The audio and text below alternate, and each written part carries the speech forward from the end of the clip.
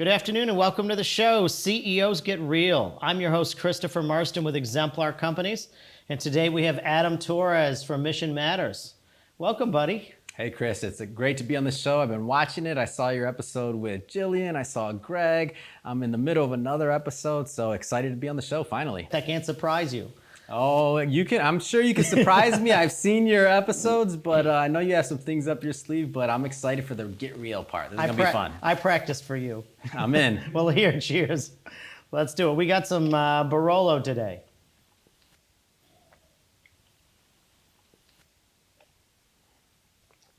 That's nice. We're gonna do this. We're gonna be just fine. We're equipped. And what is my quote about drinking? You remember? I don't drink alone. I don't drink alone. I don't drink alone. So thanks for drinking with me. I'm in. I won't leave you hanging. All right, Mission Matters. So what is Mission Matters? So Mission Matters is a platform where we amplify stories for business owners, entrepreneurs, and executives. A bunch of different ways we do it, but main ones is podcasting and publishing. What is the website? MissionMatters.com, is it? MissionMatters.com, and there's just a few. There's just a few. So and I'm just going to define this with the audience, like 3,000. Yeah, so I think we're going on our 4th year overall, and for the podcast, we're hitting on over 3 years, and yeah, we're a little over 3,000 episodes now, so it's happening. And no gray hair. That's amazing. I don't know how that's happening, but no kids yet, so maybe that's it. I don't know. I love it. Adam, we're going to go back. I want to go back and to how this started. So tell me about, you and I are from Michigan, by the way. Yeah. Mm-hmm. So fascinating. So you grew up on the other side of 8 Mile, right? As they define Detroit as which side of 8 Mile is?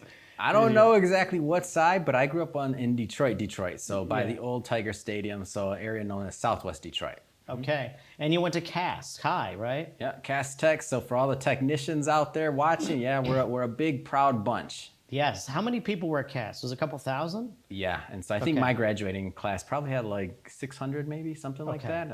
I could be off, but something like that. It was a lot of people. Yeah, I think I remember. It was a big school. 7 floors, yeah. Yeah. That's a testing school? Yeah, right? So that's one of the college preparatory schools in Detroit. So there's 2 or 3 of them. I know Cass, Renaissance, there may be another one, but yeah. But you had to test, it's a public school though, right? Yeah. It was one of those few, as a public schools, it's a college prep, public school that you test into. Which sounds kind of counterintuitive, right? You would think all schools should be college preparatory, but that's just not the way it works in all school systems, That's just the nature of the way it works. It's an interesting way to put it, and I agree with you. Yeah, totally. So God, what was it like growing up in Detroit?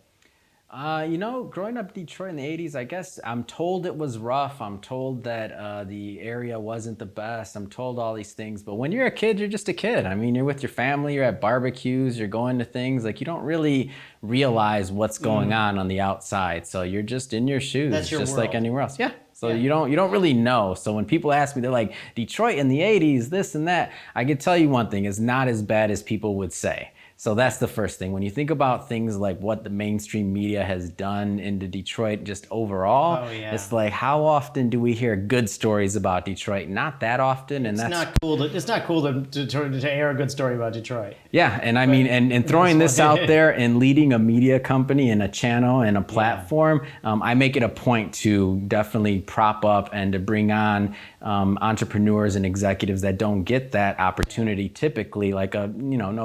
Most California companies aren't scourging Detroit saying, there's a good business story here or a good thing. Doesn't happen. So we make it a point to try and do that. I guess that's my nepotism, if you will. I love it. So what's your nationality background? My dad's from Puerto Rico and my mom's of Mexican descent. So 3rd generation, my great grandparents there from Mexico. And how did they end up in Michigan? My dad, I think it was work, honestly. I think they were just working. He was in the Army, and I think at some point when he got back, he says, the factory system, that's where the jobs were at, and he was just working, really, nothing Motor special City, there. Yeah. Right? Yeah. And then the same for my grandfather. So I believe he started off in welding and in the docks, and this is wartime. He was also he also served. That's pretty much how it happened. If you think about Detroit back then, that was what was known for the jobs, right? Yeah. So if you wanted a job, if you had a skill, if you wanted to be, a laborer, then that's where you went. Okay. And so eventually you did you go to college out here or did you go to college out there? Or? Michigan State, Spartan. You're go Spartian. green. Come on. My mom went to U of M though, so I can't Okay. lie. I mean, I So like is there both. family It's rivalry with blue and green? No, I've actually been to more U of M football games than Michigan State. So anybody that watches this or leaves a comment, I'm just saying That's tough. I haven't. I mean, I Comment was a kid. below. I was a kid when I went to them, so I didn't have a choice. I had to go. I don't mix colors often, but does that just make you like go brown because you mix blue? I don't know. You know, I just go blue and home. green. Just go home. I just go That's it. home. I love it. It's great. That's an interesting rivalry. So, well, good to hear. So what did you study? So international relations. So as we were talking earlier when we talked about politics, what's going on, I'm like, I don't follow much politics, but that's what I went to school for. So Wow. James Madison College, international relations. So it's an honors college within Michigan State. It has its own separate curriculum, and studied abroad a lot. So what, you got your fix and you're like, I'm done with it. International relations, it's dead to me. Politics is dead to me. Not really. I'm more of a go all or none. So I did some internships and I was thinking about going that route. I was accepted to law school. I worked for a lobbyist, and it was I either want to be a professional politician and make that my life and what I do going forward, or there's no point in kind of just being a sideliner. Like just like you're not a sideliner. Nope. You're either going to do it or you're not. And when I decided that I didn't want to do it like as a full-time job, I'm like, this could take up a lot of my personal time and time of building my business if I'm an amateur here. No kidding. So was that hard? I mean, did you get all the way through it and you're like, not for me? No, actually, so one of my first, so I was accepted to law school, and I had this like in between period. So I accepted a position at Quicken Loans at that time. Sure. It was called Rock Financial. So this is going way back for the people watching this that don't know the original brand prior to it being transitioned to Quicken Loans. So Dan Gilbert, I still remember being in his like my first new hire class and meeting him, and he's literally in front of us, and I'm like, that's the first billionaire I ever met. So seeing him and meeting him and having him talk and inspire us, and what it came down to was the money. My first check for my first commission was 5 figures, and I'm like, law school, maybe I could do a little bit in sales. I don't know. And we were making a lot of money back then in mortgages. So I deferred law school, and then I kind of went the sales route. Okay, so you got into it, and you're like, this is good. Like I could do this. And it was mortgage sales, was it? Yeah. Okay. Mortgage banker, yeah. Like home loans and stuff like that. Amazing. How did you get into that? I was just trying to kill some time before law school. Okay. Literally had a buddy that worked there and said, "Hey, I need to kill some time before law school starts. Let's see what's going on over here." And he's like, "Well, we're making good money." And I said, "All right, let's see." That was it. No rhyme or reason there. Your buddy got you in. Yeah. Okay, and so the sales thing can be addictive, right? Because you get a taste of success, and you're like, this doesn't hurt my feelings. Yeah, well, I mean, and also it was an exciting time in the mortgage industry too. So we're talking like housing wreck, all of the mortgage crisis, all of that. So at that time, it was just a different time period. Right. And it was just different. It was a lot more fun possibly than other time periods, I'd say. Right. Right. Who was president back then? Oh, I don't remember. You don't remember? It didn't matter. You're like, oh, whatever. The market's good. Yeah. Okay, got it. Just trying to figure out whether reverse mortgages and stuff were out back then, or it was too early. It was probably pre-reverse No, it's mortgage. 2006, so they were Oh, around. okay. Yeah, they were around then. Mm-hmm. So it was just before. Like Yeah, it was Washington right before. Mutual was big then, WAMU, Yeah. right? Yeah. And some of the other ones that were big. That's Yeah. great. Well, that was the golden time in that industry, wasn't it? Absolutely. Or the Yeah. tail end of the golden time. Yeah, maybe The tail end. Yeah, that's right. Maybe from 2002 to that time, probably. Okay. And so what happened after that? So then next thought process was what was I going to do next? So I started in financial services prior to college working at Raymond James and Company. And so I went to high school at Cass. They had an awesome program. And I basically went to high school 2 hours a day and maybe 3. And then I went to work at Raymond James for the brokerage firm in their IRA department. Really? So I'd already been doing that for a couple of years and making good money, not as a licensed individual, by the way, because I'm a minor, but working in the back office with what I could do.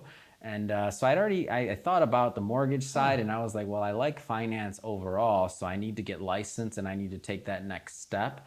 And that is what led me essentially to Arizona and then the Vanguard Group. So that's where I really kind of cut my teeth, if you will, in finance. So did you get a Series 7, like a license to sell securities? Is that what it was? Not there, but throughout the next, I'd say 5 years, I had everything from Series 6, 7, 63, CFP. I mean, name it. I probably had it at some point. I don't know. Yeah, it's a big alphabet soup. Correct. Numbers and letters and stuff. So you got your licenses. Were you in a stockbroker though? You went into the asset management space, did you, or did you do both? So I mean, in terms of stockbroker, I didn't get paid a commission for selling stock. My specialty that I kind of fell into really quickly was actually retirement plans for small business owners. Oh. So that was my bread and butter. So I got them, I understood them really quick, I picked them up really quick, and I really liked the complexity of designing them. So I could do the asset management side, but where most of my clients were is the same people that they are today, actually, small business owners. Okay. Wow. So you've been. How did you pick small business owners? Was it just easier? You sort of working your way up and trying to pick people? It picked me. One of those things. It picked me. I was in a training class with some others, and they had some openings, and it was an immediate promotion. We were in a new hire training class at Vanguard, and I'm like, my dad was a small business owner. I like small business, retirement plans. It's a great mission, teaching small business owners how to save for retirement. I'm sure, my father, my mother, a lot of the reason why I got into the industry was, and she's okay with me sharing this story, especially when it'll help others, but highly educated woman. She a master's degree from U of M, so great school. Yeah, that's right. She didn't start her 401k till she was 40. Yeah. Why? She didn't know. And it's not her fault. I mean, the whole system was set up. So if you think about her parents, they had pensions. So nobody told like that generation that, hey, you're not going to have a pension. You have to invest in your 401k, and that you are ultimately responsible for how you end up in retirement. So I knew my mother's story, I knew my father's story. So when I had that opportunity present itself, it was a no-brainer. It's like, of course I want to help small business owners be able to retire and enjoy some of the fruits of their labor long-term. So for me, it chose me, but then when I understood what it was, I jumped at the opportunity. Wow. So how long did that last? Oh, I was there for years. I think like 4 or 5 years. Okay. Yeah. But so where did you go after that? I mean, you were... So next would be Charles Schwab. Yeah. So then I went to the other big one. So during this time, like in this in-between period, I did some traveling, some other things. I didn't know where my next step was. So I essentially one day just decided, I'm not going to work anymore. And I just stopped. And everybody thought I was crazy. Maybe I was. Was that like the are you an Xer or a millennial? Do you know? A millennial? You're a millennial. Okay. So you're one of the millennials is like, I'm done for a while. Well, not exactly. So I was just looking for what the next step was. I said, okay, point A to point B. I had a great position, great company, phenomenal company, but it wasn't necessarily getting to me where I felt my point B was. And I didn't have any ideas. So my idea was just stop everything. What was your point B? My point B, I'm still figuring out the point B, but it was really just how do I affect more people? Like how do I multiply my passion for helping people and elevating and help. So I could help one small business owner. I could help a small business owner in terms of, their plan. So maybe 100 employees. I could do that, but how could I amplify that even further? And working as a one-on-one advisor, I just didn't feel was like my life calling to retire in, I should say. Okay. Well, it's fascinating though, because, we come from a generation where we saw our parents work really hard to get by, and many of them not feeling connected or passionate about what they do. I don't know if your parents were like that, but I certainly feel like we're in a generation that witnessed that from our parents.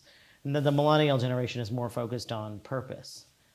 So it seems like this helping small business would have been something you could have found meaning in, and it sounds like that you even did find meaning in it early on, but you weren't satiated enough. Well, first, I'll say one thing. So I think my parents were the original millennials, just to be clear. So my parents were the original. That for me, yeah. No. So my parents were the original millennials. So my dad was in the auto business. So he did like high-end paint jobs, stuff like that. So when they grew up, like really high-end stuff. Yeah. So when they were growing up, prior to having me, like he'd maybe work a week out of the month and then they'd go have fun and travel. So they, Wow. yeah, no, they No were the kidding. original. And my mom, when you talk about passion, she dedicated her life to the community as a social worker. Like Wow, that's okay. not huge money. I mean, she made money, but not like she She's could an have. MSW then. Yeah, so they're the Okay. original Yeah. millennials. No, they enjoyed like a lot of what they did in their life, and they Oh. weren't all money focused, and they were That's great. into the passion side of things. So even my dad, I mean, he's an artist, so that's why he did Yeah. high end paint work and things like that. Okay. He didn't take every job like that kind of stuff. So Oh, wow. So they is that- were the original millennials. He never worked for anybody. I don't think since I was probably 2. So just to put that in perspective. So Did that inspire you, or later in life, did that spark entrepreneurial spirit in you? no, or I just realized this like 3 years ago.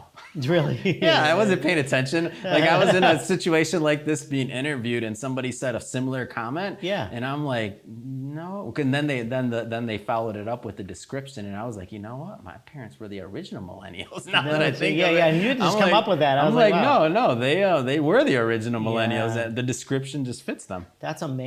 So they were. I haven't heard a story like this. So that had to be pretty unique, right, for you and other parents experiencing that, like you and other kids. Mm-hmm. Your parents had to be unique in the sense of how they. In retrospect, In during the retrospect. time, they're just your parents. Yeah, that's right. You don't know. That's great. That's great. Okay, well that's good. So they were very discriminating about the work they took, and it worked for them, right?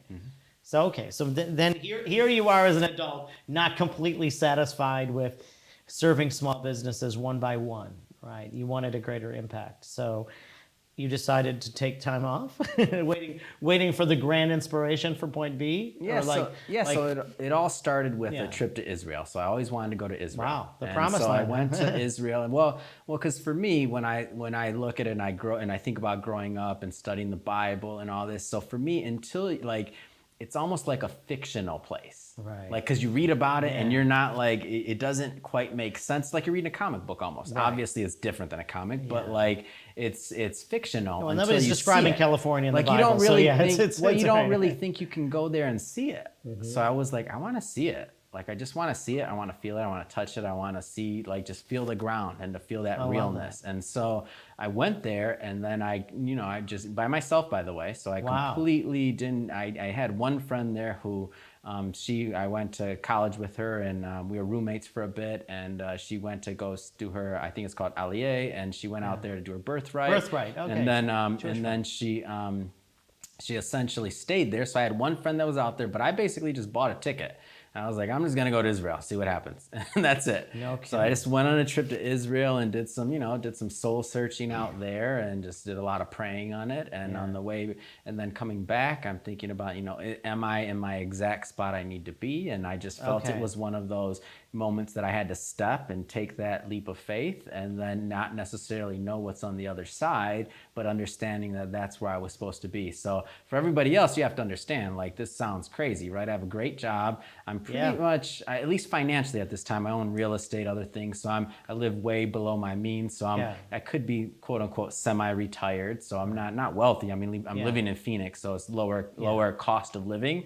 But that being said, I could live without having to work for somebody at that point. Right. And so I just said, you know what, I can do that. That's a blessing in itself. Sure let's is, see yeah. let's see what it's like to just step out and take that step. And so I essentially was probably, I don't know, 3 or 4 months I didn't work, and I just sat there and read. Read in Read. Israel. No, I was back home by this time. After This is you got home. Yeah. So what were And you I just, reading? Widely. Everything from War and Peace. I think I read that in a week. That's a big book. Tolstoy. I just went through all these books and things that I wanted to, and just was really with no aim or preset anything, and just reading and exploring, and just, obviously to get to that point where I could be semi-retired and these other things. I've probably been working 100+ hours a week since I was 16, right? Right. So it was just really a moment to pause and really to see, where I'm at and if it's where I'm supposed to be. So how were you able to go from, you was working ridiculous hours, like you said, from hero to zero? I mean, that's a big adjustment, right? To go from 100% to like silence or like to stopping, and you have to be with yourself. I don't know. I think I was with a lot of books and just with and with the opportunity to give myself space. Because the thing is when you're, I don't think I was necessarily in the hero to zero spot. I don't think I was necessarily a hero. I think I was just somebody that was busy, that had a plan, that understood accumulate X amount of real estate, accumulate X amount of passive income, and then you don't have to go to work. And I worked towards that, and that was it, just accomplishing a goal. Okay. So I don't think there was any real thing other than that than picking up like Cash Flow Quadrant by Robert Kiyosaki and saying, okay, if I play this game with my real life, then at least the numbers will make sense. Right. Maybe not the passion, maybe not the other stuff, but the numbers at least will make sense. And it was true. Oh, that's great. Well, that's a story unto itself, a mini success story, right? There's a lot of people struggle to get to a place of financial independence, and so you had to keep your nose to the grindstone to do that at a young age. Yeah, right. I had the opportunity to do it, I'll say. Yeah. I didn't necessarily have to, but I had the opportunity to do it, and I just wanted to, really, just to see if it worked. And the cool thing is it does work. So if anybody that watches this, like, pick up Cash Flow Quadrant, read it, and if you run your life by that, the numbers at least will make sense. I'm not saying you'll be happy. I'm not saying anything else, but the numbers will make sense in your life. Oh, that's cool. That's great to know. Great to know. So when did you stop reading a bunch of books and then get back into it? It was the oddest thing. So one day I'm just sitting there, and out of nowhere I'm like, you should probably get a job or do something. Okay. No, I'll tell you why. Well, this was my pattern. So I would go to the 24-hour fitness in the Biltmore area in Phoenix. Okay. And this was my schedule. I go on the exercise bike, and it was me and a bunch of 60 and 70-year-old guys that were actually retired. Yeah. And they'd be like, Adam, what do you do? And I'm like, well, I don't know. I'm just kind of semi-retired. They're like, what do you mean, you youngin'? I'm 20-something at this time, right? They're looking at me like I'm an idiot. Of and course. I'm like, well, and they're like, you can't just stop right now. And I'm like, well, what do you mean? And they're like, well, you have to like do more with your life and more whatever. I'm like, well, what else am I supposed to do? They're like, get a job, do something. Like, you can't just come here and go smoke a cigar with us and do this and that. We're way older than you. We're like 3 times your age. You can't do that. You can't do that. And so I'm like, well, that's like your end result. Cramping their style at the cigar bar or something? This is literally the conversations I'm having at this 24-hour fitness. They're on the exercise bike with the little back. I'm on the exercise bike with the little back. We're just sitting there like, hey, how's it going? Hey, and you see the same people, right, every day, middle of the afternoon, like, you know, their habits. routine. Yeah. And then so I go home one day feeling guilty, and I'm like, I guess I should probably get a job or something. And so I call, I basically put in one application to Charles Schwab. And it was for like, I didn't have my Series 7 at this time, so it was for like their training program, something like that. I was like, all right, let's go see what they're talking about. And the reason why I thought Charles Schwab was a great company is because whenever I lost business at Vanguard, it was always to Charles Schwab. You knew the competitor, right? Exactly. So I knew them well. I knew their products. I sold against them for years, and both of them equally great companies. They do their own things very well. So, but I was like, all right, well, let's see what the competitors are up to. Right. So I went there, and I wasn't completely sold on like I was gonna start working and that I was gonna go work there, but I go there, I have a great interview. I still remember the gentleman's name, Monday Ekpo is his name, and he was an awesome manager there. He's probably retired at this point, but he's an amazing leader and individual in finance. And so we're talking, we're doing our thing, whatever. So I leave, we have a great interview, and I'm driving home, and they call me and they offer me the job. And I'm like, oh, they're sucking. On the way home. And they don't do this. Like, they don't, that's a big company, big institution, $4 trillion company. They don't do that. It's not a small shop. So they essentially offer me the job. I'm driving home. I'm like, man, I got to take this. Thank you, God. I guess that means you're tired of me sitting there reading. I'm like, thank you, God. I mean, you can't, like, how do you get a quicker sign than that? They don't do that. Yeah, but God had to put a bunch of old guys at 24-hour fitness in front of you to tell you that. All of it. I'm not guiding this ship. That's ridiculous if I think I'm guiding it. And he likes to slap me in the face with something like that. Like, oh, you think you're going to go home and forget about old guys, right? Oh, yeah. Let's have them call you right now, so you have to accept. Oh, that is We'll awesome. do that. Okay. How about that? And then I'm like, all right, God, I get it. I'm in. Fine. That's amazing. That's how my conversations with God go. That is awesome. That's great. You can't make that up. It's the truth. So you took it. Yeah. What was the job? You didn't say what was the position. It was for their get your Series 7 broker. Like it was Okay, there. it was I didn't just have my training for the 7. broker Yeah, I program. didn't have my 7 at that point. For I had my selling- 6 and 63. So I was mostly mutual funds prior to that. So it was like basically me hitting that next rung to where now I'd get my 7. So I'd be working with stock and options and different things that I didn't work with at Vanguard. Roughly what time was this? What year? This would be, let's see, I was at Vanguard for maybe 2011. This is post Tech Wreck. Okay. Or excuse me, post credit crisis, 2008. Post 2008. So it was just beginning to get back into normalcy then. Yeah. A few years. It took a few years to get back at it. Yeah. Yeah. Okay. So what was that like? I mean, you were they're dialing awesome. Or did you have to dial for dollars to get accounts? Or what was that? So Schwab. So I started in their I started in their call center. So in Phoenix, in Scottsdale actually, and so that was different. So it was inbound, and I worked on various teams there. Everything from their active trader team to I even worked on their overnight desk at one point to where we were. Taking orders in from Japan or all over the place. So I worked in a number of different areas in trader desk there. It wasn't until I moved to California, so I got an offer out here, that I got into the branch network, and then I worked in the branches. Okay. Okay, wild. So that you were in the finance space then for many years. I think over 12, maybe 14. Yeah, no, a So- little bit of time. Yeah, a little bit of time. Yeah. That's pretty good. When did it get old, and then you moved on from then? It never got old, really. Okay. So when I left Schwab, I essentially decided to start my own shop. So I started Century City Wealth Management, an RIA firm, and I started 2 companies. I started that, and then I started Mr. Century City, which was really just a way to publish my book and to do some things like that. That was just it's kind of a funny / made up name that stuck with me in Century City, and that's where it kind of the whole media side of things started, really. Oh, interesting. So how did you get a glimpse that was the path you wanted to go? What gave you the inspiration to start Mission Matters? Yeah, I guess feedback from the market. So when you're a business owner, that's what it was. Ear to the ground then. You're listening. Well, no, people are telling me. Yeah, listen. So Well, you got to be listening. well, it was just really easy, actually. Okay, It was got one it. of those things like God again, saying, Adam, pay attention. Okay. So I published my very first book. It was a self-published book. It was not, the writing was me, so it was, I like to say good, but the, let's say, publishing quality, which I leave it on Amazon so people can see it, so that everybody can find out that anybody can be an author. Let's just say that the book cover, other things like that, my first book out there, very amateur. I leave it there. I don't care. It's still my little baby. Yep. But essentially, I wrote that first book, put it out there, and I'm still an advisor at this time. And I thought I'd use the book as a calling card. I hand it out to people, and I get business like that because people know my story.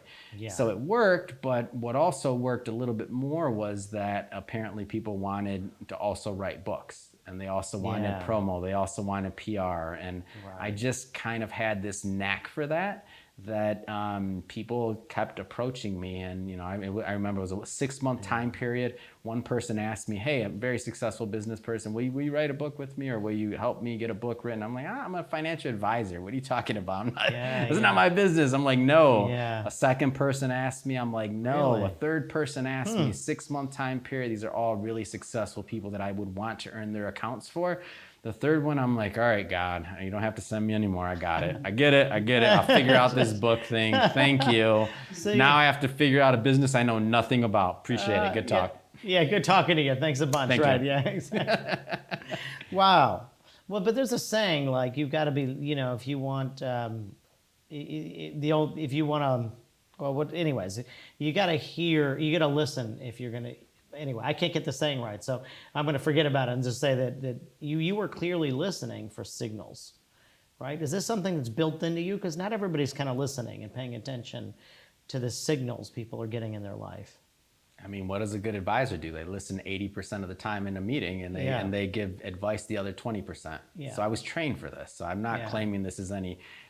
This is part of being present, part of doing what you do. True. You have to be there to listen to the interview and to listen to your guest and to make that connection. So it's I argue it's a trained skill that anybody can do. It's just maybe some people don't think about it as that way, so maybe they don't develop it quite as far.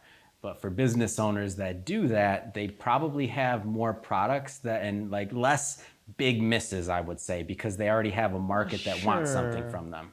Sure, but how do you distinguish between listening to a market and listening to like your purpose and signals from above? Because you were making a distinction from. I mean, you said you went to Israel, you prayed about it. I mean, somehow it's on your mind about listening for what your purpose, your path is.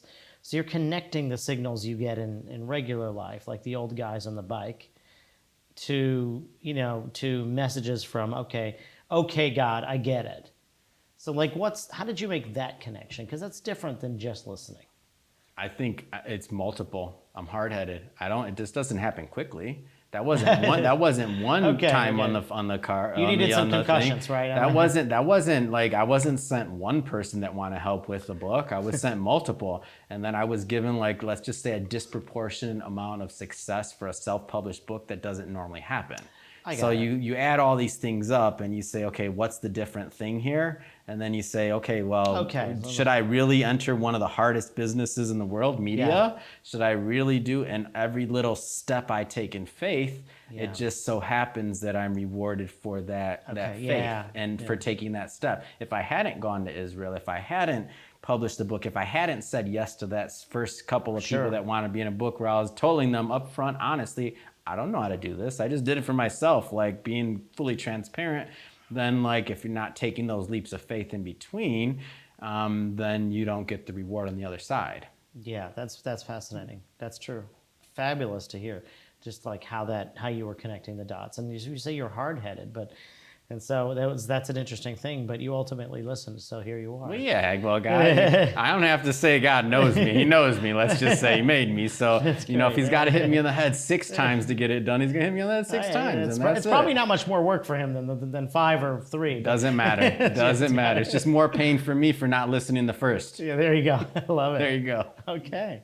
So then at some point you were listening to the market, you did this, people asked you to do it more and more, and you're like, so you took a leap. Did you quit everything you were doing and like jump right in, or like you say, I'm in it, I get it? No, or you still no, it got to the point to where that side of the business took up more time than I could afford to give my clients on the wealth management side. So it was more of me making a decision. I couldn't do both. Not with all my heart. You couldn't do both. Some people can, I couldn't, and I didn't feel I could. Not with the type of client relationship I had where I was a lot of one-on-one attention, let's just say.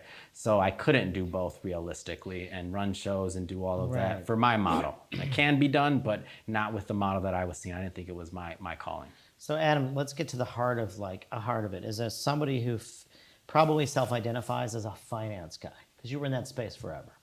Right? I mean, how did you self-identify before that?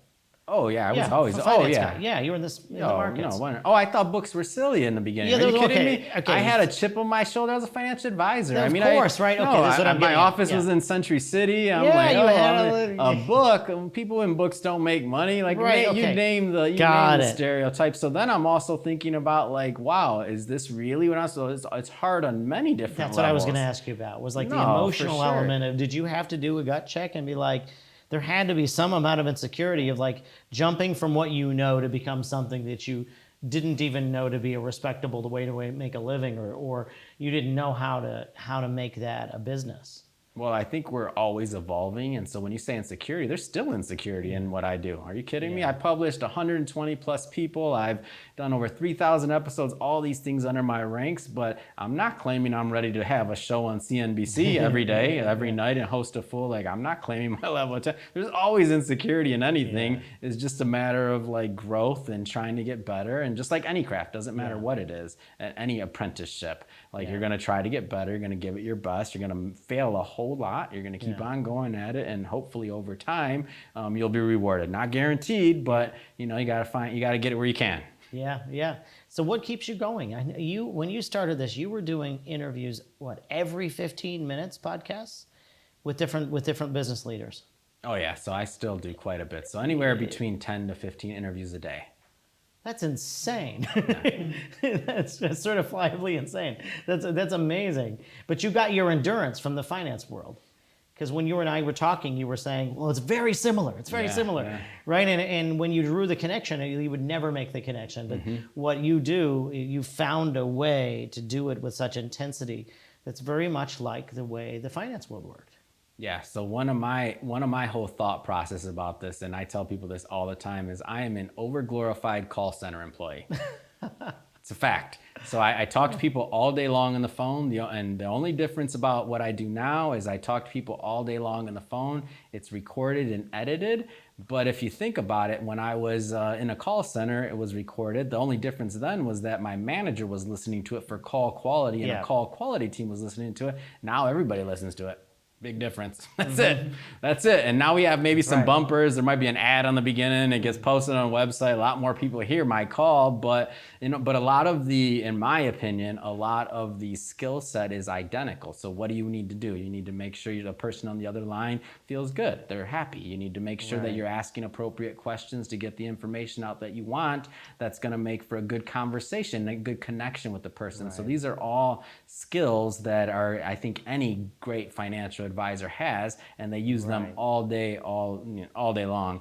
And that's where I see the connection. I'm like, it's the same thing, and people laugh. They're like, no, it's not. I'm like, well, how is it not? Tell me how it's not. But whatever. Okay. If you can get over the mental, you psych yourself into at least. If you can get over the mental thought process of many people listening to it, and just like right now, so you and I are having a conversation. We're not thinking about cameras. That's right. So if you can do that to where you can take that part of the cameras not being there, then it's the same thing. It's just like saying you and I are on your back patio and we're having a glass of wine. There you go. Same thing. Except I'm drinking mine.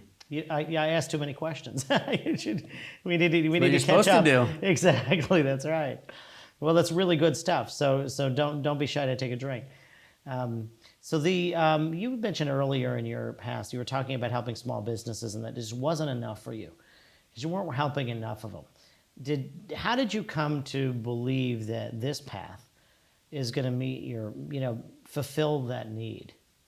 So I think it really has to do with calling. And so when I look at some of my influences, so like my mother, as I mentioned, big influence. She had a bottom-up approach. So her approach was helping people in the community one at a time. And in doing that, they would then in turn go and help other people. So I'm not arguing, by the way, bottom-up or top-down is better, or one is there's just two approaches. One is not better than the other. Mother Teresa, bottom-up approach. One person at a time, and she arguably helped. There you go, bottom-up approach. You see what that does. One person at a time, and so there's different ways of looking at it. So I realized that maybe my gift was a little bit more on the organizational side and on the top down. So understanding my skill set wasn't necessarily the one-on-one. I wasn't that just isn't where my day-to-day seemed like it matched. Then I understood that ultimately in our day and age, a platform is the only way to do that. And in the time that we're living in, for what I thought was appropriate. So that's where as time went on, this wasn't like this just light bulb went off and I'm like, oh, that's a great idea. No, I got more business on one side, then I had to make the decision. That was a crucial part. So the day that I'd said I'm not going to have licenses anymore, that's equivalent to jumping off the bridge, right? Sure it's is. like, because at any moment you could pick up the phone and get a job and you're fine and everything's good and doesn't matter. And there's plenty of people that would hire my skill set. And once you get rid of those licenses, it doesn't work that way. Yeah, that's true. So once you do that, then you're like, whatever, you were in the industry. Yeah, that's true. You're a has-been. So that's the way it works. You were in the industry. So then making that decision was the tricky part. Okay. But once that was made, it's like, it's done. Like, what else are you going to do? You just went for it. Nothing else to do. Yeah, you went for it. So 3,000 interviews later, and you've been interviewing business leaders and then also getting them to contribute their knowledge and stories to books, right? And you've published how many books now? Oh, geez, I kind of lost count. I know we're at 120, 140 plus authors, somewhere in there as of this recording, I believe. We had a couple books published today, so we do a lot of books. Yeah, a lot of books. And by the way, they're on Amazon right now, right? Yeah. That's great. And so there are different topics too. It's like, what are the different topics? There are multiple authors contributing to a book centered around certain topics like money, right? Money matters, and what are the other topics that you've got? Yeah, and so so just to be clear, Yeah. this wasn't, and again, I like to give credit where credit's due. This is no genius idea of mine. When I figured Sure. out that I was going to be publishing books, I said, what were some of the best models? So I'm a model guy, financial advisor, Yeah. right? Yeah. What are some of the best models out there? So, for example, the model for podcasting worked for my level of talent. Right, For when it came to books, I looked at one of the most successful brands ever, Chicken Soup for the Soul, and I said, oh my gosh, look at that. That's amazing. I grew up reading the books, number one, as a fan. Yeah. And then I revisited it and said, if I can bring together the right business leaders and put them all in the same book, then we can all promote it. Yeah. And then everybody gets that lift, just like the original one where like a Deepak Chopra and a Jack Canfield were in that book. Like, that didn't happen in a day, but 20 years, 30 years later, we see what happened. So I said, if this was going to be something that I was going to really build a brand around and be a long-term player, and then I should look at some of the most successful franchises and models. That was one of them that I looked at. And then we basically modeled it around that, obviously a different brand, but we said our market isn't necessarily like in their market more, which was semi-spiritual, semi-self-help, we were more on niches that made sense to us. So our first one was a business leader, I was a real estate edition. Oh, okay. So we had a real estate edition where we brought together, I think it was 16 leaders in that first one, everything from a real estate attorney to an architect to a developer to a contractor. Yeah. So we looked at a bunch of different niches that made sense, and that was our first book. And since I think we're on volume 3 of that series now, and then we started with a business leader series, and that one has a wider breadth.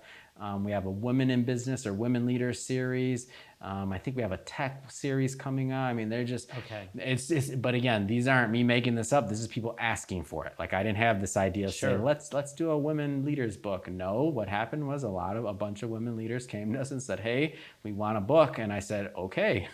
We have a diversity book. That one also, that has to do with people telling their stories, and some of them, their immigrant backgrounds, different things. That's called Diversity Matters. So we just, I'd say following and the content has grown based off of, the people that ultimately follow and write for us and have ideas, and we listen. Okay. So what you named the company Mission Matters. So how did that name come about? Yeah, I'm glad to see you enjoy a bit here. So it came again from listening. I was doing an interview one day, and a guest said, Adam, money matters, which was the original name of brand, but mission matters too. Huh. And I was like, that should be the name of our company. I didn't say that on that, but as soon as, I didn't say it on the interview, because again, I'm not going to ruin his interview with my own interjection. Right, But I called up the other co-founder, Chirag Sagar, after that, and I said, Chirag, what do you think about the name Mission Matters? And he says, I like it. And I was like, that should be the name of our company, because we outgrew Money Matters. It just started as a financial advisor brand and a finance guy, but it quickly outgrew it as our following saw that we were more mission-based anyway. So they kind of gave us that reflection. And ultimately, the podcast shows weren't about money. So we weren't talking about money. So the name was kind of an offshoot of what, so we had already outgrown it, but we didn't know what the next name would be. So I was like, well, money matters, but mission matters too. Chirag got it immediately. We're on the same page. So then we let it go, right? Let it go, whatever. And then he calls me back on a random thing, and he's like, Adam, I just had a great idea. And I'm like, what? He said, we should name our company Mission Matters. And I'm like, yeah, we had that conversation 3 months ago. He said, we did? So the ultimate test. It's always better when it's somebody else's idea. The ultimate test of a business idea is if somebody else thinks it's theirs and then pitches you the idea. That's right. In anything. That's the ultimate. Just plant lots of seeds, baby. Ultimate. Just plant them. And I was like, great, done. And I said, well, are we willing, before I look this up on GoDaddy, are we willing to make the financial commitment to it, because it's going to be taken, and it's going to cost us a bunch of money to buy it. Yeah. And I said, so I'm not even going to look it up unless you say we're going to do this, and we're just going to make the investment and bite the bullet, whatever it costs. Okay. And so we looked it up. It was really expensive. We just bought it on the spot. And then within literally 6 weeks, not even, no, actually 4 weeks. We relaunched the entire brand. We segmented the podcast into 8 different shows. Yeah. We launched, I don't know, 30 plus social media channels and everything. Yeah. We launched everything. We're quick. Wow. Adam, you found an amazing parallel in media to the world you understand. When you made a leap, the sort of saying success leaves clues. You look at models. So you kind of did your homework here and looked, just like you did in finance, right? You looked for models of success and you adapted them and plugged them in almost like modules, right, into your business. Because they're different pieces of your business. There's the podcast piece, then there's the book piece, then there's promotion and podcast school, academy, right? We're teaching people to do it. But then you've got this amazing evolution because you're telling a story of constant listening. An evolution that's market responsive in almost a hell of a nimble way, right? It's really nimble as you describe it. Do you think that was opportunistic? Do you see it as the market speaking to you, or do you see even that as something more divine of listening for your path? I think well, first off, I think it's mostly divine. So I don't really think, like, I'll give you an example. So when I started out doing this, it was just me. So even before I met Chirag, my business partner, it was just me. And this is before the podcast, all of this. And so all of these little things just didn't make sense. So I'll give you one quick example. So when I did so we're Mr. Century City, the name of our company is, which we had this discussion before, but how that name even came about was one day I was on, so my first advent or first foray into social media was Periscope. And that was just one of the first streaming platforms. So what I used to do is at my desk at Charles Schwab, before I got my work done, or before I started my day, when I was younger, we used to when Nextel was still around, the kids watching this aren't going to know what that means, but we do. We used to do something like my friends do, like a morning, like almost like a text, but we basically say something that you're grateful for, just to get us in the right energy. Yeah, that's right.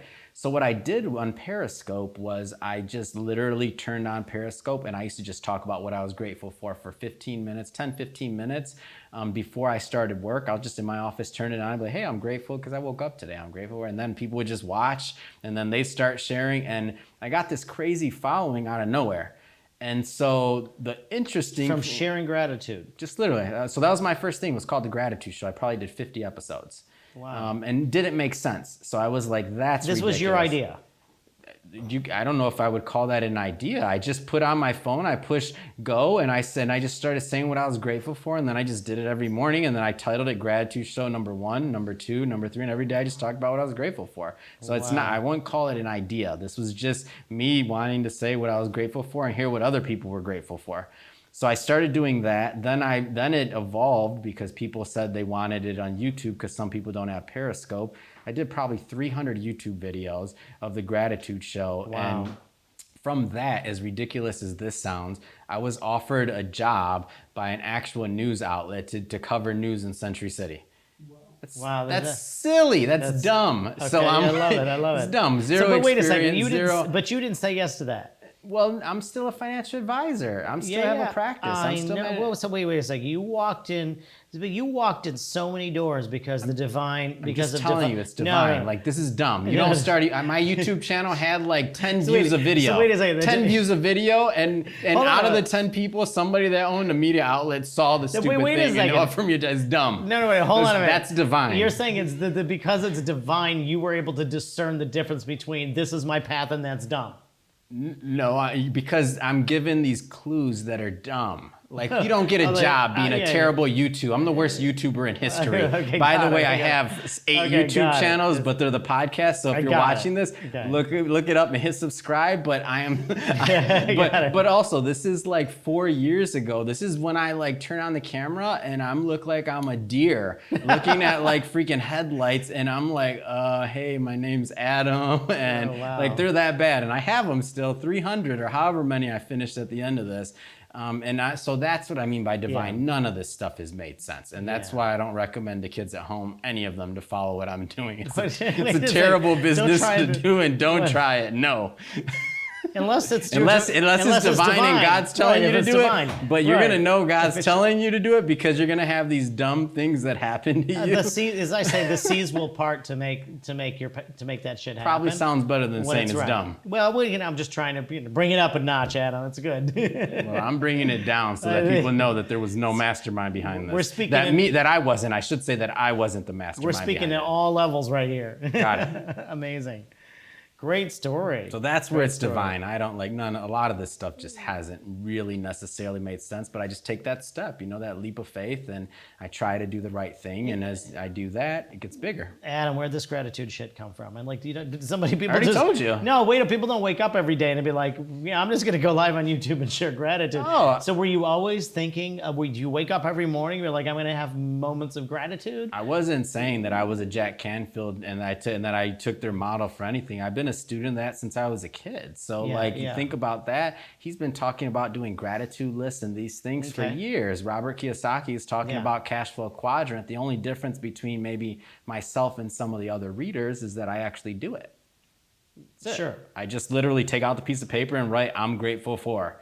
And so that just evolved into, hey, let's text with my buddies and say, hey, Chris, let's do a morning list. All we're going to do is let's do a group chat and we'll say one thing you're grateful for every morning. Instead of starting with news or something depressing, just text. And so what I would do in my YouTube channel is I would give people assignments of gratitude. So I'd say, all right, everybody go to Facebook and I want you to comment on somebody's post anywhere and just tell them that you're grateful for them putting out that content. Or I want you to text a loved one today and I want you to just say that you love them and you're grateful that they're in their life. You don't have to say anything else.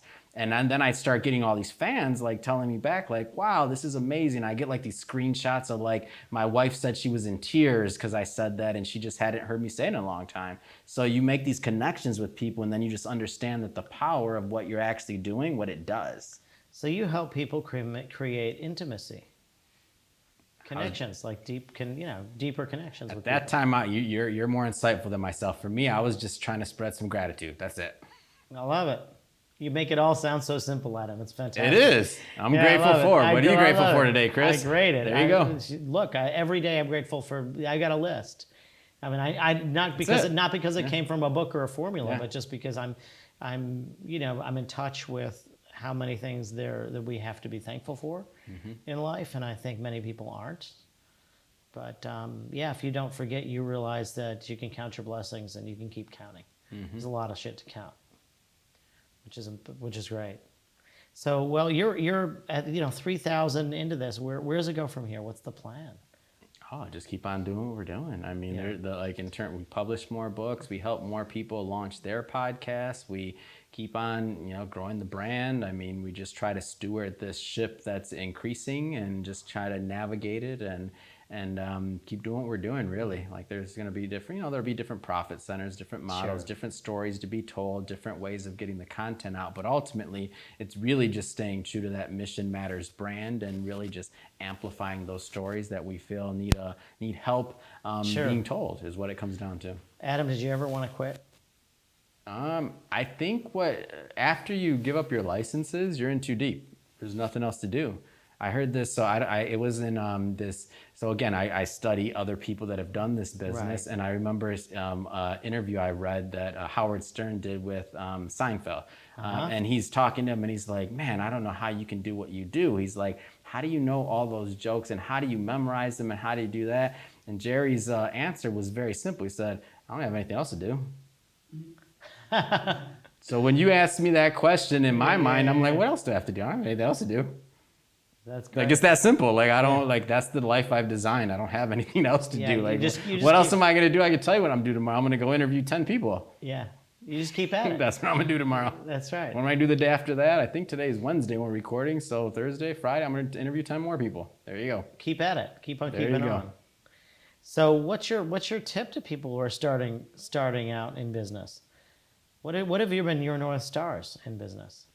Yeah, I don't, first to be clear, I don't hold myself out there personally as a business leader or a really successful person in business. So I rarely give tips in business because I'm not claiming I'm the best at it, just to be really clear. And I know that's not what you're saying, but I just want the audience to understand that, like, I'm not that guy. And that's why I position myself to elevate individuals like yourself who are very accomplished in business and who have built long-lasting businesses and relationships. For myself, I will give a tip on the media side because that I'm knowledgeable in and I can say. So if you're out there building a brand and you're thinking about like how that relates to your business, I would say get really good at telling your story. So meaning sometimes people get really make it more complicated than it needs to be. So they think they have to come up with all these creative ideas and this and that. Well, if you think about the greats, think of like a Jim Rome or think about like a Les Brown or you think about this, they use the same, which is, and I'll educate the millennials out there, it used to be called a stump speech.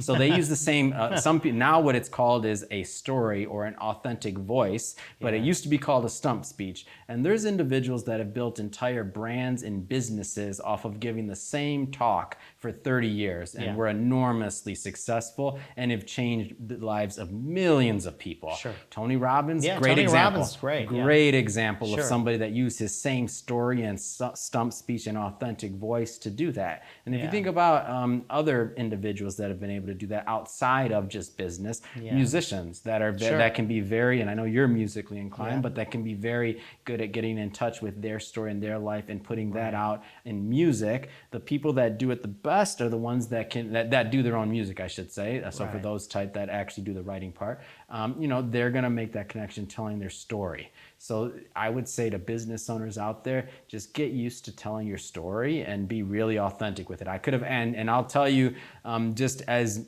idea of me walking the talk that I'm talking, I could have answered your question and I could have positioned myself as a business leader, but that's not authentic to my story. Like my story is, you know, I'm a media guy who elevates the story of other people, and I'm in front of this camera and I'm in front of the podcast because I enjoy helping to amplify it, and that's part of what I have to do. But who knows, in time when my platform is big enough, I may not be in front of either of them. Well, Adam, you know, there may be a bunch of people who can relate to where you are right now rather than where you might be. And for them, they might be interested to know what your North Star is. So and everybody's got some type of guiding principle. And that doesn't mean that you've arrived, right? You may not even feel that you've arrived, or it's all a journey and you're enjoying the journey. For certain, it's divine, right? So, but what has been your guiding principles, or one guiding principle that's just kept you at it? Definitely just listening. That's it. Like, I know that's been the theme throughout this entire interview, but it's just true. Every single product. So every single product we do, the book started. Why? Because I listened to the market. When I was an advisor and I looked at what products were available, I wasn't a day trader. So when I say listen to the market, but I was listening to the market in terms of overall trends. It's interesting. And looking at the trend of somebody, where they're at in retirement, how far they are in retirement, what kind of asset allocation they should be in for their level of risk. Like, that's all listening, like actually listening, not just looking at somebody across the table and saying they're 50 years old, so they should be in this allocation, they should do this, this, and this. You have to listen. Let me unpack this for just a second, and then maybe we can move on. I won't pick on you for too long, I promise. There's a lot of people out there who have a real strong-headed idea of where their path is, and their path is about their path. But your tip, perhaps the only one you're willing to give tonight, is that you listen. And somebody could listen to that and hear that you've really made your path not about you, but really about everyone you serve. And that's kind of fascinating, isn't it? It's almost selfless. And how do you find the passion and meaning and purpose in that? I don't know if I'd use the word selfless. Like, that's a strong word for me in this one. So I'm definitely no martyr here, but I will say this. If you listen to my interviews, you'll notice that my entire interview is based on lifting and edifying the guest. So my interviews I don't talk very much during my interviews. If you even look at my books, I don't write as much as I could in there, because the idea is that I'm teeing up my guests and I'm teeing up my authors. If you look at even the content we put out, the whole thing hasn't been about like, look at me as this personality. It's been like, look at this story. This is an amazing story. That should be told, and that I want to help amplify. And I don't say selfless. What I would say is, I'm a conduit. That's all I am. That's the way I see myself. I see myself as a tool and a conduit in the equation, and I just happen to maybe be able to make the connection for a lot of stories and a lot of business owners that wouldn't be able to accomplish maybe their goal without me, possibly. Or maybe I make it easier for that Sure. connection of electricity to go through. And in it, you have found your purpose. Absolutely. That's beautiful. Adam, I appreciate you sharing that. Thanks for getting into your business with me. You ready to get real? I like real. I like real too. Can we do a toast? Let's do it. Not that I needed more excuses to drink. I do. All right, there we go. I'm in. All right. I'm going to do a little refill. I could top you up. So, Do it. So let's get real. What's on your mind these days about what's happening in the world? I know that you're, we talked before the show about you're kind of like me. We're constantly in it and doing things. So not the biggest consumers of mainstream media, which is probably good and healthy, a little less toxic. But nonetheless, all of us have opinions on stuff and stuff that's on the mind and observations about the world. Almost invariably, it's that it's crazy right now. But what's on your mind these days? A few things. So I think there's a lot of opportunity right now. Like, I think and the main reason I think there's so much opportunity is we see what's going on in the cities, and what it comes down to is, for this moment in time, we have the attention, I should say, of mainstream media, and people actually care about what's going on in the cities. So when we think about like any Black Lives Matter movement, if we think about all these things, I just think it's really important that we kind of see what's happening and that people pay attention, because there's a lot of things that can be, in my opinion, fixed. And whether it's school, whether it's systemic, like wherever you want to take that, but I just see it as a lot of opportunity. Like when things, sometimes there's painful things that happen, but in that pain can come a lot of growth and a lot of progress. And that's, if we look at the history of this country, that's kind of when a lot of things have happened, is when there was some pain or some things that happened. It doesn't have to be just race. It could be in business, right? So we could be talking about COVID. We could talk about a lot of other things that are happening, a lot of other shakeups. But the whole thing, though, is it's kind of like this rebirth. Either in business, or if we're thinking about race relations or all this. I guess the central theme that I think is interesting is really this idea of rebirth going on right now. Interesting. Do you see that happening, or do you see the pain? You're optimistic, so I get the optimism part, but from what I'm seeing, I see a lot of complaining, and I see the pain part, right? The mourning of what's happening rather than the action. And the action I do see is the destructive part, right? Because we see what's going on in the cities. And that's the reaction or the pain or to what people observe happening. And so all of that's happening. But I don't yet see the activism to fix things. I see the activism to really want to put a bomb in it and just blow it up. Yeah, and I guess I would say that that's what a lot of mainstream media is covering.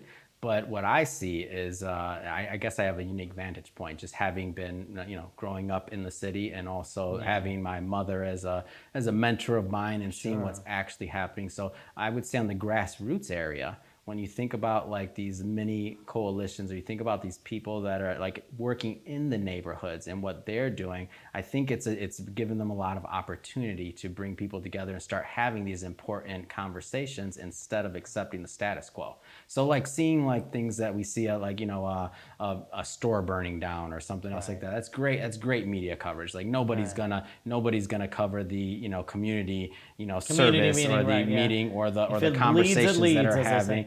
Or like the important dialogues that are being had between, the police and their officials and local community leaders, or even locally here. When you look at like some of the people that are running and that kind of things, like things are changing. And the interesting thing is that people are finally having the conversations again.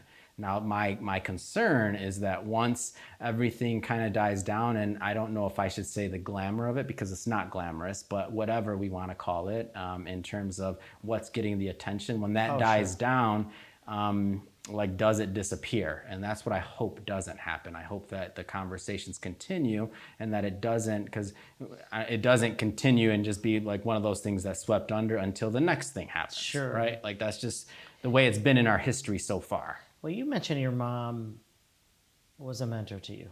So I picked, is a mentor still. So tell me about, I just want to, before, then I'm going to come back, but how did that come about?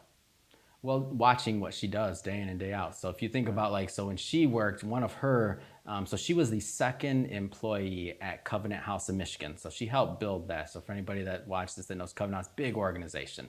So now it's a big organization in Michigan too. And they deal with a lot of at-risk youth and moms. They do a lot. Homeless. There's a lot of, depending on the state, different missions. But she, at one point, she worked at an at-risk school, like a charter school. And they, that it's not uncommon for them to lose, multiple students a year to some type of violent crime. Yeah. And that's just the nature of those areas. So the things that people are seeing now, that might be just, there's always a spark, right? Like that. Right, but there's something else to that spark. It's not one person, unfortunately, or anybody that loses their life, which is a bad thing, obviously. But there's more to it. There's always some other things brewing there. So it seems to me what you're saying is really news to me in an interesting way, because where we are at this moment in time that I see everyone is consuming is buildings burning and looting and more violence and politicians gone crazy.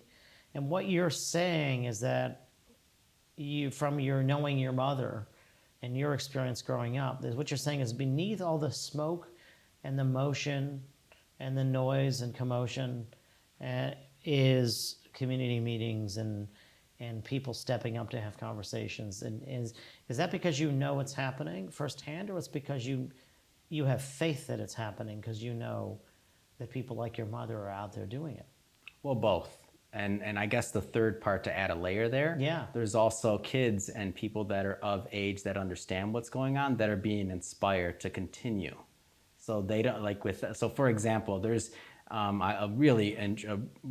person that sticks out for me right now, Jonathan Parker. He leads Unity, I believe is the name of his nonprofit in Detroit, Michigan.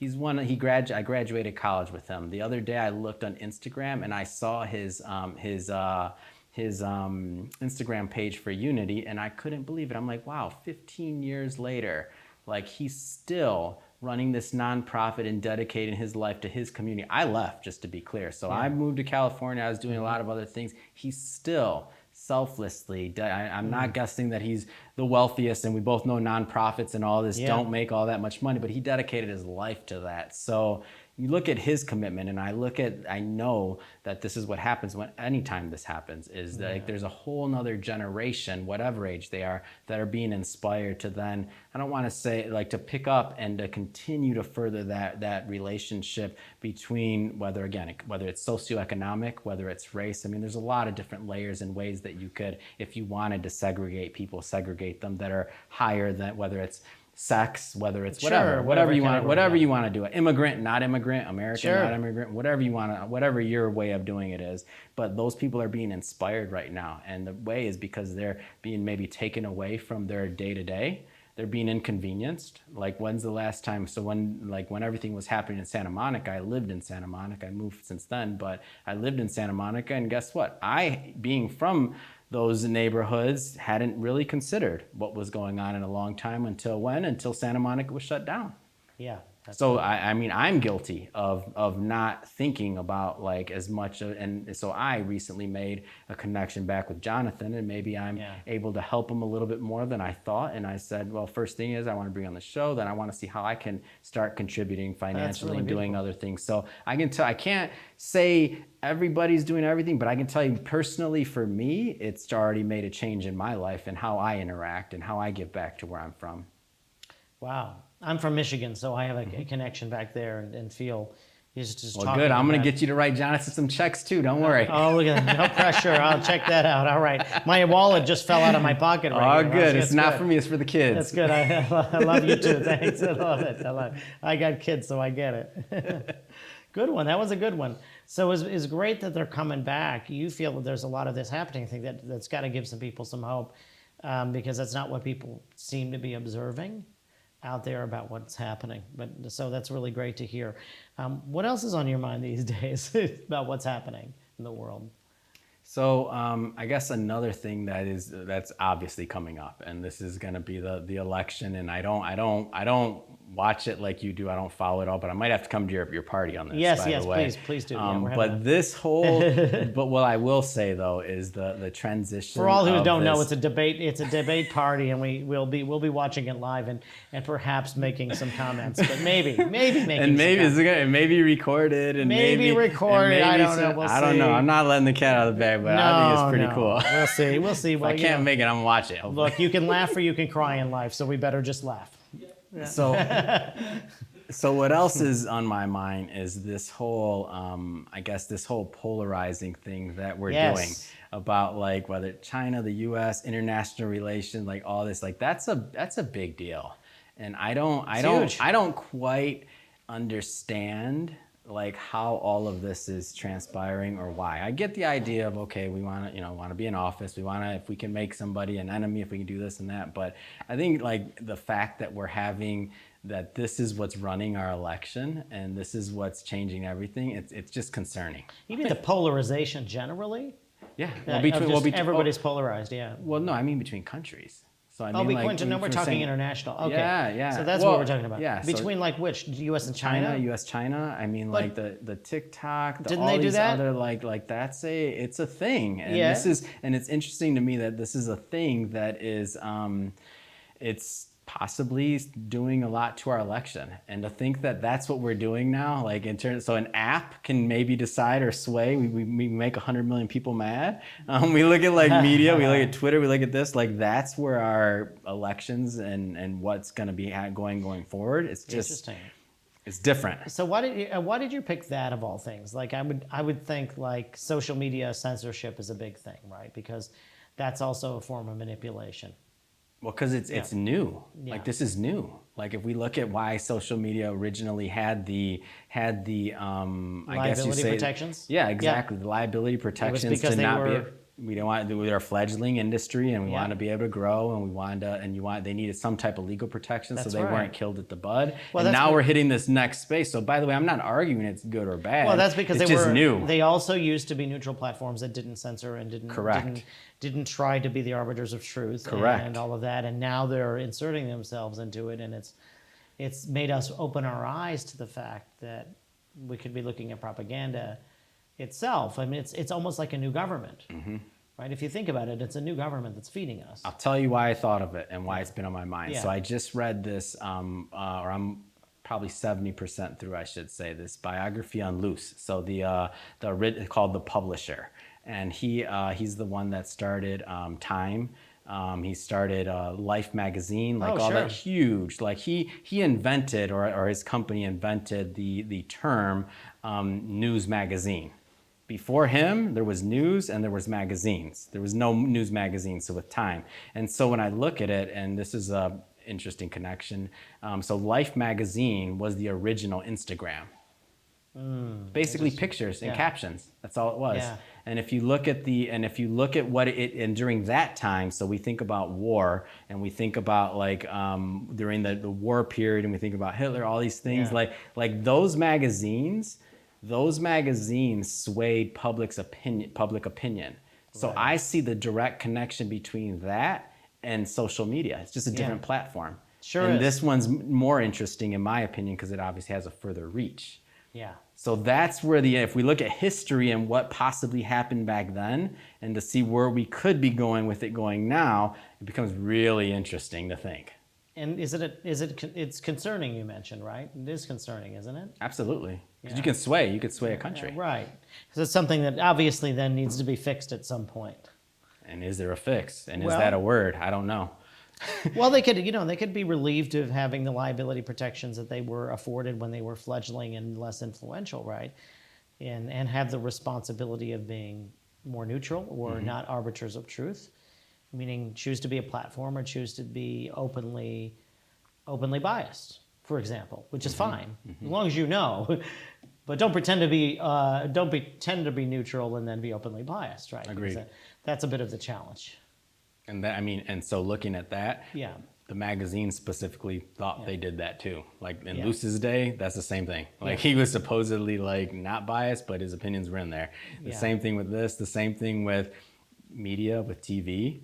And I openly said I'm biased towards Detroit, right? So I bring people that's on right. that are That's true. so I'm biased. I already said that. Like I'm like, yeah, if I got a good Detroit story, they're going on. Why? Because I want to elevate that. So we all have our biases and we all have our, so that's like saying, can we take the human element out of it? I don't know.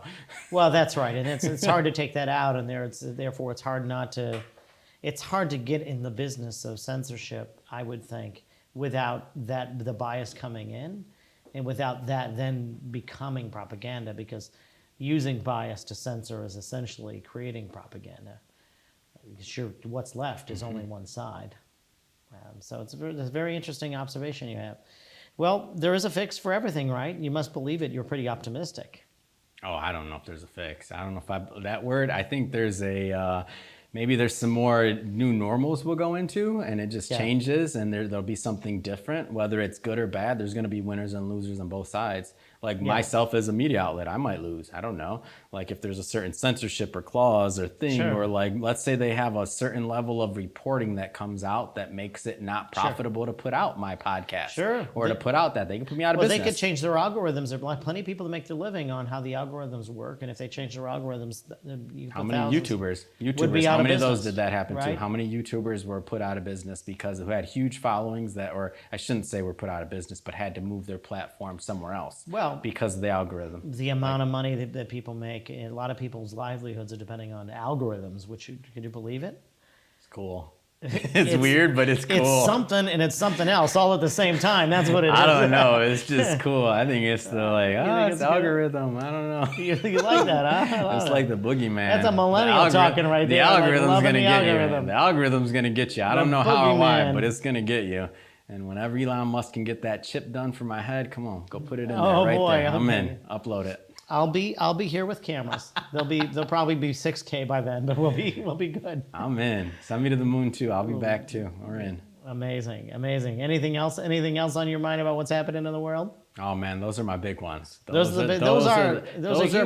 my big ones, honestly. Like those are what's like day in and day out. Those are my thoughts. It's like making these connections of history, what's happened in the past, trying to see what's going on forward, and seeing how this is going to sway our opinion. And that's what we have to do as in media. Are you concerned about international interference with media and you manipulating social media to sway opinion? Oh, that's a given. That's going to happen. It's happening. It's smart. For sure. It's smart business for them. I mean, and let's just throw this out there. So and I guess let's pick on the United States for a minute. What did we used to do during the war? We used to throw Levi's over the wall, right? Yeah. So if we threw Levi's over the wall, why did we do that? Because we wanted to sway the opinion of the people on the other side of the wall and tell them that, hey, Levi's were like, that's the American way. Now you could wear, so to think that a country's not going to fight for their best interest with any means they can is it's just naive. Like that's like saying we're not going to do it. Sure. It's not going to happen. It's going to happen. How it's going to happen, which way a country comes from, and if you're on the winning or losing side, just depends on where they're watching this video. Yeah, sure. And what time period we're in. I don't know. Isn't that right? It's so true, right? And it makes you look at ethics, the ethics of that different more than there's a saying. There's a saying about dogs, and it says, "You know why dogs lick their balls? Because they can't." That's why they do it. Got it. And some things just aren't more complicated than that. Yes, I really just see that. I mean, will they do it? Should they do it? I don't ethics, all these other things. That's beyond my thought process behind this. But are people going to work in their own self-interest? Yeah. Do you think people see that?